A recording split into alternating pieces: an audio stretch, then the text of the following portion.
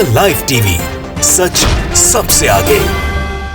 दोस्तों, आपको याद तो ये होगा ही कैसे क्रूज मामले में शाहरुख खान के बेटे आर्यन खान को फंसाने का काम किया जा रहा था। लेकिन इन सब के बीच एक चेहरा निकलकर सामने आया था, प्रभाकर सेल, जिसने पूरा का पूरा नेक्सस तोड़कर रख दिया था। बता दिया था कि किस तरह से एनसीबी के अंदर बकायदा एक गैंग चलता है। वो गैंग बकायदा लोगों को फंसाने का काम करता है और इसी में फंसाने की कोशिश की जा रही थी शाहरुख खान के बेटे को, जिससे शाहरुख खान से पैसे ऐंठे जा सके।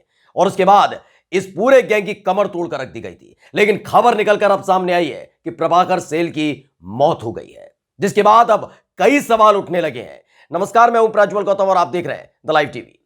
दरअसल एक एनसीबी यानी कि नारकोटिक्स कंट्रोल ब्यूरो, जो ड्रग्स से लेकर तमाम नशीली चीजों पर पाबंदी लगाता है, गिरफ्तारी करता है, यह काम उसकी जिम्मेदारी है, बड़ी जिम्मेदारी है।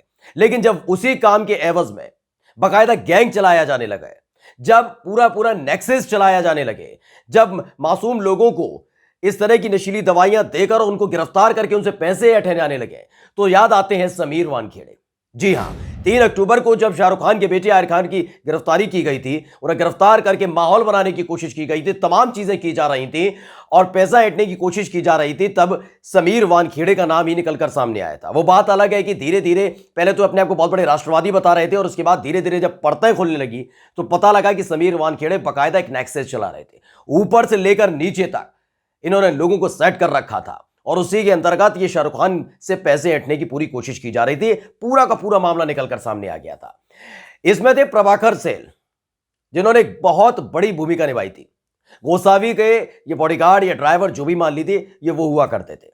इन्होंने बताया था कि कैसे कुछ डील हुई थी गोसावी और जो लगातार गोसावी की बात हो रही थी समीर वानखेड़े से, पैसों को लेन देन को लेकर पूरा मसला चल रहा था, तमाम चीजें चल रही थी। यानी एक महत्वपूर्ण गवाह के तौर पर प्रभाकर सेल थे और इन्होंने पूरा कच्चा चिट्ठा खोलकर रख दिया था। लेकिन खबर निकलकर सामने आई है कि प्रभाकर सेल की मौत हो गई है। सवाल उठने लगे। सबसे पहले आपको बताते हैं, सुहित मिश्रा ये खुद एनडीटीवी के बड़े पत्रकार हैं, इन्होंने लिखा कि आर्यन खान मामले में गवाह रहे प्रभाकर सहील की हार्ट अटैक से मौत। शुक्रवार को मुंबई में इनकी मौत हुई। प्रभाकर सहील के वकील ने यह जानकारी साझा की है। आर्यन खान मामले में सहील पंच विटनेस थे और बाद में इन्होंने बताया था कि किस तरह फर्जीवाड़ा कर शाहरुख खान से पैसे लूटने की कोशिश की जा रही थी। यह बकायदा पूरा का पूरा नेक्सस खोल कर रख दिया था प्रभाकर सहील ने। दरअसल जो खबर छपी है वो बताते थे आर्यन खान ड्रग्स केस मामले में प्रमुख गवाह प्रभाकर सेल की मौत हुई है। समीर वानखेड़े पर लगाया था रिश्वत मांगने का आरोप। आप सोचिए, एक बड़ा नेक्सस टूट चुका था। अक्टूबर से ये पूरा मसला शुरू होते होते दिसंबर तक चला था और इन मात्र अक्टूबर, नवंबर, दिसंबर 3 महीने के अंदर पूरा नेक्सस खत्म हो चुका था, ध्वस्त हो चुका था। समीर वानखेड़े के चेहरे पर पड़ी हुई शराफत की चादर खिंच चुकी थी। पता चल चुका था कि किस तरीके से लोगों को गुमराह करने की कोशिश की जाती है। लेकिन अब इन सब के बीच जब पूरा का पूरा नेक्सस खत्म हो गया, ये पूरा का पूरा मामला ठंडा पड़ गया, अब ये दिखाया जा रहा है, बताया जा रहा है कि अब कुछ सब कुछ सामान्य चल रहा है। इस बीच एक खबर आना, प्रभाकर सेल की मौत, वो भी हार्ट अटैक से।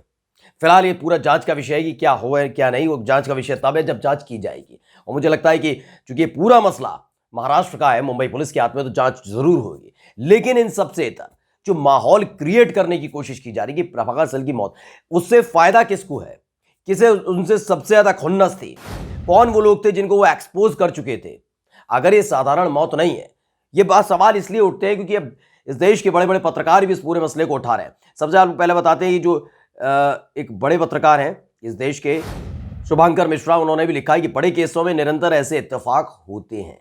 सटायर यानी कि बड़े केसों में इस तरह के जो इत्तेफाक होते हैं, क्यों होते हैं, ये एक बड़ा सवाल है। सटायर है, साफ पता लग रहा है कि सुई जो है किस तरफ घूम रही है। दरअसल एबीपी न्यूज ने पूरी खबर छापी, उन्होंने लिखा है, कोडलिया क्रूज ड्रग मामले में एनसीबी के प्रमुख गवाह प्रभाकर सेल का निधन हो गया। उनके वकील तुषार खंडारी के अनुसार कल चैंबूर के माउल इलाके में उनके आवास पर दिल का दौरा पड़ने से उनका निधन हो गया। प्रभाकर सेल का पार्थिव शरीर सुबह अंधेरी स्थित उनके आवास पर लाया जाएगा, वहीं पर उनकी अंतिम विदाई की जाएगी, ये लिखा गया है। दरअसल Prabhakar Sail Mumbai cruise drugs case में एक स्वतंत्र गवाह थे, जिन्होंने दावा किया था कि वो केपी गोसावी के पर्सनल बॉडीगार्ड थे। प्रभाकर सेल वही शख्स है जिसने नारकोटिक्स कंट्रोल ब्यूरो मुंबई के जोनल डायरेक्टर समीर वानखेड़े पर 25 करोड़ रुपए रिश्वत मांगने का आरोप लगाया था, यानी एक्सपोज करके रख दिया था। अब आप सोच रहे होंगे ये हम बार बार गोसावी की, समीर वानखेड़े की बात क्यों कर रहे हैं, क्योंकि हाल फिलहाल में ये पूरा घटनाक्रम घटा था। मामला जैसे ही ठंडा हुआ, खबर आती है कि प्रभाकर सैल की मौत हो गई। लगता नहीं कि जांच होनी चाहिए इस पूरे मामले में, जिसने पूरा का पूरा नेक्सस खोलकर रख दिया था।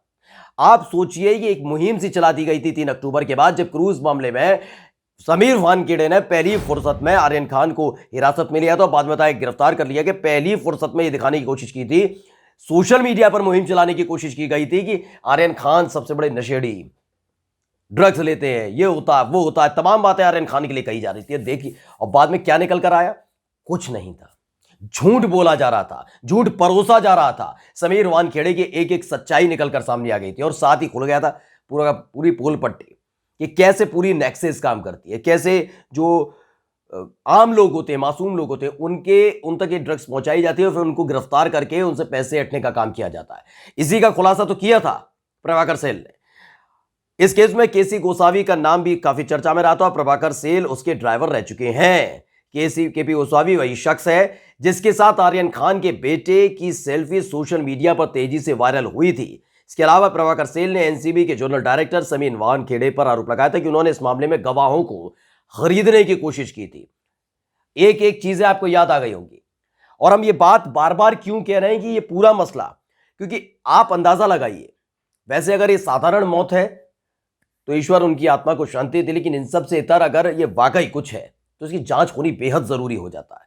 क्योंकि एक हाई प्रोफाइल मामला, एक बड़े नेक्सस का खत्म हो जाना मुंबई के अंदर, उसका पर्दाफाश हो जाना, कितने लोगों की जिंदगियां बच जाना, इस बात को लेकर कि छोटी छोटी चीजों, नशीली चीजों के माध्यम से उनको बरगलाया जा रहा था, उनको लूटा जा रहा था, उन्हें नशे का पहले आदी बनाया जा रहा था, फिर उनको इस तरह की दवाइयां रखकर एनसीबी के अधिकारी के तौर पर उन्हें धमकी देकर ब्लैकमेल करके उन्हें लूटा जा रहा था। ये पूरा नेक्सस काम कर रहा था एनसीबी का मुंबई के अंदर।